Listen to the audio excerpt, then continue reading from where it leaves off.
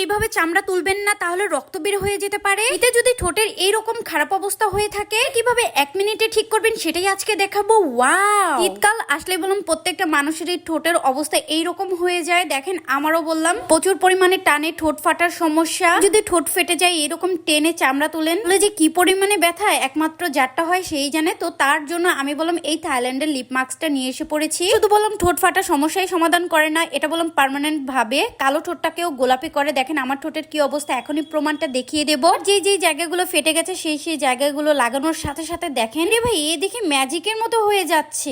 আপনারা আমার ঠোঁটের পার্থক্যটা দেখলেই বুঝতে পারবেন। এটা বললাম ছেলে মেয়ে সবাই ব্যবহার করতে পারবে। এটার ভিতরে অ্যালোভেরা দেওয়া আছে কোলাজেন, যেটার মাধ্যমে ঠোঁটের মরা চামড়া তুলে বললাম ঠোঁটটাকে একদমই থেকে খুব সুন্দর একটা পিঙ্ক কালার হয়ে যাবে। এটা রাতে দিয়ে ঘুমাবেন, আবার সকালে ঘুম থেকে উঠেও দিতে পারবেন। রাতে দিয়ে ঘুমানোর সময় অবশ্যই একটু ভারী করে লাগাবেন। ঘুম থেকে উঠেই বললাম আপনি আপনার ঠোঁটের পরিবর্তন দেখতে পারবেন। দেখেন এই লিপ মাস্কটা বললাম আমার ঠোঁটে কাজ করা শুরু হয়ে গিয়েছে। ঠোঁটের হাজার সমস্যার একটাই সমাধান, আমাদের থাইল্যান্ডের এই লিপ মাস্কটা অরিজিনালটা পেয়ে যাবেন আমাদের ফেসবুক পেজ লিমা ক্রিয়েশনে। তাহলে অর্ডার করে ফেলুন।